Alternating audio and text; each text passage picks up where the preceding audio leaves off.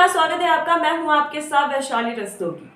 आपको बता दें, हमारी बदकही की टीम पहुंच चुकी है उत्तर प्रदेश के जनपद संत कबीर नगर के खलीलाबाद विधानसभा में, जहां से बसपा के टिकट पर चुनाव लड़ रहे हैं आफ्ताब आलम। तो वहीं समाजवादी पार्टी ने पहले जमीनी नेता अब्दुल कलाम को टिकट दिया था, लेकिन सपा ने अब्दुल कलाम का टिकट काटकर भाजपा के मौजूदा विधायक जय चौबे को टिकट थमा दिया। इस बात को लेकर खलीलाबाद के मुसलमानों में काफी नाराजगी है। आइए आपको दिखाते हैं बसपा उम्मीदवार आफ्ताब आलम के साथ हमारे संवाददाता शुएब सलमानी की ये खास बातचीत। आजम खान का बेटा अब्दुल्ला आजम ने रोया, कादिर राना का टिकट काटा, इमरान मसूद जी के काटा, मुरादाबाद रिजवान हाजिर रिजवान साहब का काटा, लगातार टिकटें काटा और सबको बहन सुश्री मायावती जी ने मैक्सिमम आबिद रजा को भी टिकट दिया बहुजन समाज पार्टी से।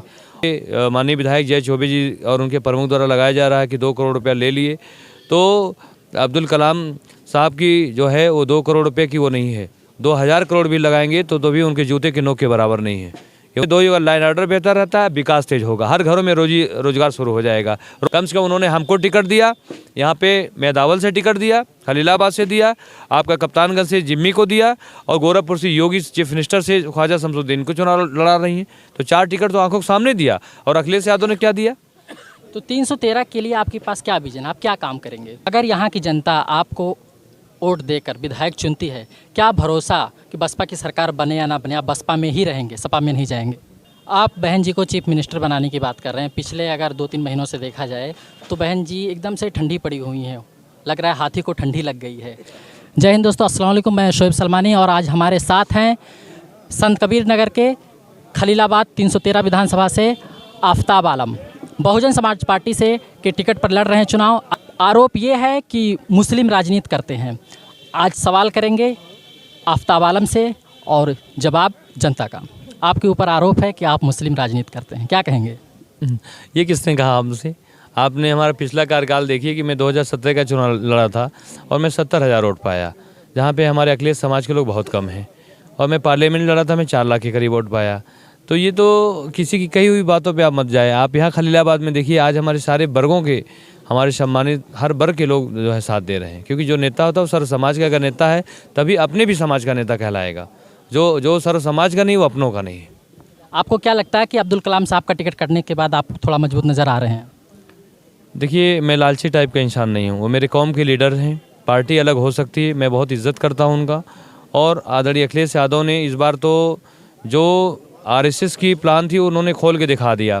आजम खान का बेटा अब्दुल्ला आजम ने रोया, कादिर राना का टिकट काटा, इमरान मसूद जी के काटा, मुरादाबाद रिजवान हाजिर रिजवान साहब का काटा, लगातार टिकटें काटा और सबको बहन सुश्री मायावती जी ने मैक्सिमम आबिद रजा को भी टिकट दिया बहुजन समाज पार्टी से। और मैं तो बहुजन समाज पार्टी के कार्यकर्ता हूँ, हमारी नेता ने तो हमेशा बड़े पदों पर लड़ाया, इस बार भी हमें असेंबली का मौका दिया उन्होंने।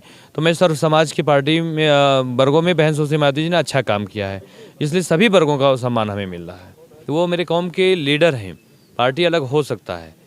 टिकट आदरणीय अखिलेश यादव ने सबका काटा, उन्होंने आज रोए वो, मेरा दिल बहुत ही दुखा है। और मैं उनको आवाज़ दूंगा कि अगर मेरे कौम के बारे में उन्होंने सोचा। और उनको आरोप यहाँ के माननीय विधायक जय चौबे जी और उनके प्रमुख द्वारा लगाया जा रहा है कि 2 करोड़ रुपया ले लिए, तो अब्दुल कलाम साहब की जो है वो 2 करोड़ रुपये की वो नहीं है, 2000 करोड़ भी लगाएंगे तो भी उनके जूते के नोक के बराबर नहीं है। ये उनको आवाज़ में दे दूँ कि ऐसे आरोप को मैं खारिज करता हूँ, वो मेरे कौम की शान है। तो 313 के लिए आपके पास क्या विजन, आप क्या काम करेंगे? विज़न है, मैं किसान का बेटा हूँ, विज़न ही मेरा एक्शन मिनी माइक्रो लेवल पे एक्शन प्लान बनेगा। यहाँ पे हमारा जो एजुकेशन स्तर है वो एजुकेशन की क्वालिटी बेहतर रहेगा। बच्चे जो हमारे पढ़े लिखे हैं उनको टेक्निकल हैंड देके उनको रोजी रोजगार से जोड़ना है। और यहाँ पर बहुत सारा रोडें जो बसपा सरकारें बनी थी तब से रोडें बिल्कुल ख़राब है, आज लोग बीमारी हालत में जाते हैं तो दिक्कतें होती हैं। तो कहीं ना कहीं एक अच्छे वर्टिकल रोड बनेंगे, 20-20 किलोमीटर की पैकेज, 20 में हॉस्पिटल भी होगा कि तमाम बीमारियों से आज डिलीवरी केसेस हैं, बहुत दिक्कतें हो जा रही हैं। चाई कला में एक हमारे समाज की और बहुत सारे लोगों के घर में दिक्कतें हैं जिसको लेके अच्छी रोड होंगी, हॉस्पिटल्स अच्छे होंगे, एजुकेशन की क्वालिटी हब होगा यहाँ पे, और किसानों के लिए बुआई से कटाई होगा। औद्योगिक क्षेत्र में जो बंद पड़े हुए हैं उसको उद्योग को हमें रिस्टार्ट करानी है। खासतौर हमारी बुनकरों का काम बंद है, उनको मैं चाहूँगा कि जो गवर्नमेंट सेक्टर में जो नीड है वो चीज़ यहाँ पे मैन्युफैक्चरिंग हो और वो चीज़ सप्लाई हो, ताकि फ्लेक्सिबल व्यवस्था, सरल व्यवस्था बना के काम किया जाए। यही हमारी रणनीति होगी, एक्शन प्लान होगी। अगर यहाँ की जनता आपको वोट देकर विधायक चुनती है, क्या भरोसा कि बसपा की सरकार बने या ना बने, आप बसपा में ही रहेंगे, सपा में नहीं जाएंगे? भाई ये बात हमसे ना पूछिए कि हम सपा में जाएंगे। मैं तो बहुजन समाज पार्टी में जब से 19 साल की उम्र में ज्वाइन किया तब से मैं इसी पद पे हूँ, इसी पार्टी में हूँ। मुझे कोई ऐसी पद भी नहीं मिला कि जो मैं छोड़ के जाऊँ। मैं पहले भी जो है एक नॉर्मल था कार्यकर्ता, आज भी हूँ। और दूसरी बात कि क्या आप जो बहुजन समाज पार्टी का कह रहे हैं, आप देखिए समाजवादी पार्टी की हवा निकल गई क्योंकि उन्होंने झूठ बोला। जनता के जो प्रतिनिधियों थे उनसे टिकट के लिए एक अनार 100 बीमार, एक कॉन्स्टिट्यूंसी पे 20-20 लोगों का वादा किया था, 19 लोग नाराज हुए। बहन जी ऐसा कभी झूठ नहीं बोलती, वोट लेने के लिए नहीं झूठ बोला। इसलिए बहुजन समाज पार्टी आज टॉप फिगर में दिख रहा है, बीजेपी से टॉप फिगर दिखा रहा है। और इस बार बहन मायावती जी चीफ मिनिस्टर होंगी, उनमें 2 ही लाइन ऑर्डर बेहतर रहता है, विकास तेज होगा, हर घरों में रोजगार शुरू हो जाएगा, रोडें बनना शुरू हो जाएगा, कोई भी दंगा नहीं होगा, हर वर्ग एक सौहार्द में रहते हैं। आप बहन जी को चीफ मिनिस्टर बनाने की बात कर रहे हैं। पिछले अगर 2-3 महीनों से देखा जाए तो बहन जी एकदम से ठंडी पड़ी हुई हैं, लग रहा है हाथी को ठंडी लग गई है। जहां चर्बी निकाली जा रही है, गर्मी निकाली जा रही है, तो बहन जी की तरफ से ऐसी कोई बयानबाजी नहीं सकारात्मक रूप से जनता के लिए, मुसलमानों के लिए, अल्पसंख्यकों के लिए, एससी समाज के लिए। कम से कम बहन जी को बोलना तो चाहिए अगर एससी समाज के ऊपर अत्याचार हो, कोई घटनाएं घटे। बोलती भी नहीं है वो। जो देखिए बहुत सारी बातें आपने बोला है जो मतलब एक कल्चर के अगेंस्ट है। कभी वो सांप गोजर बिच्छू कहते थे, आज चर्बी की बातें करते थे। उनका लेवल ही है स्तर, उनका लेवल स्तर ही यही है। बहुजन समाज पार्टी की मायावती जी जो है पूरे हिंदुस्तान की नेता हैं, वो अखिलेश यादव नहीं है। वो हमारे एमएलए महाराष्ट्र में भी होते हैं, हमारे कर्नाटक भी होते हैं, मिनिस्टर हमारे कर्नाटक में थे, 16 एमएलए हमारे राजस्थान में। तो बहन मायावती जी और अखिलेश यादव में तुलना तो बहुत बड़ी बात है। देश की 3रे नंबर की पार्टी है और बहन जी जो है निश्चित तौर पे सरकार इसलिए बनाएंगी क्योंकि जनता को अब सबको ये है कि मोदी जोगी से पूरी गुजरातियों की सरकार है, लूट ले जा रहे हैं पूरा। और समाजवादी पार्टी के पास कैपेसिटी नहीं, मैंडेट ही नहीं है।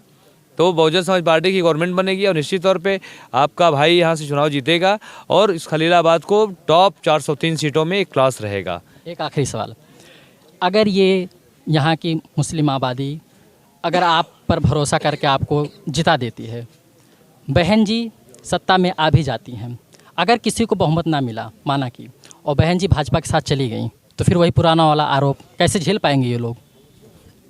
मैं अपने लोगों को अवेयर कर रहा हूँ। मेरा जीतना और वोट पाना ये लक्ष्य नहीं है। मेरे अपने लोगों को मैं जागरूक कर रहा हूँ कि ये चीज़ें हैं कि एक खुला दुश्मन ठीक है, नादान दोस्त नहीं ठीक है। खुला दुश्मन भारतीय जनता पार्टी, नादान दोस्त समाजवादी पार्टी। बहन मायावती जी ने कभी भी अक़लियत समाज के लिए कभी धोखा नहीं किया। और आने वाले दिन में, और एक भी बता दूँ, कभी बहन मायावती जी बीजेपी के साथ नहीं गई। गवर्नमेंट जब बनती है, अल्पमत में रहती है, तो उन्होंने समर्थन दिया था, समर्थन लेके अपने हिसाब से गवर्नमेंट चलाया। उनके ऐसा नहीं कि उनके हुक्म का कोई वो रहा जो है। तो कहीं ना कहीं बहन मायावती जी का अपना अलग ही डेकोरम है। वो ऐसे नहीं कोई आयरन लेडी कहता है, कहीं ना कहीं एक खूबसूरत और एक अच्छी और कभी झूठ नहीं बोलती। उन्होंने अपना पूरा जीवन इस हिंदुस्तान के लिए दिया।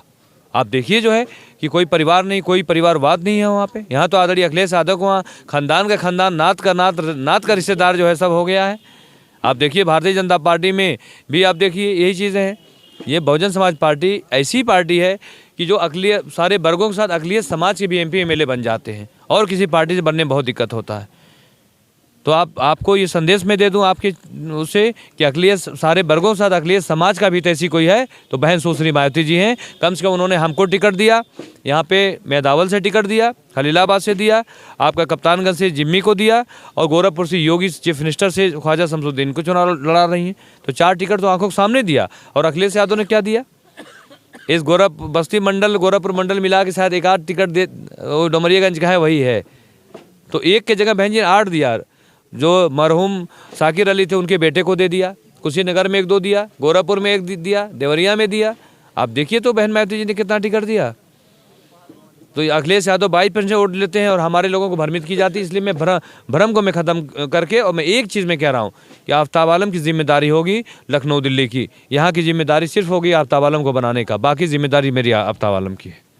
आपका बहुत बहुत शुक्रिया इतना कीमती वक्त देने के लिए। मैं शोएब सलमानी, कैमरा पर्सन सबरे आलम के साथ। आप देख रहे थे हमारा यूट्यूब चैनल जय हिंद जय भारत।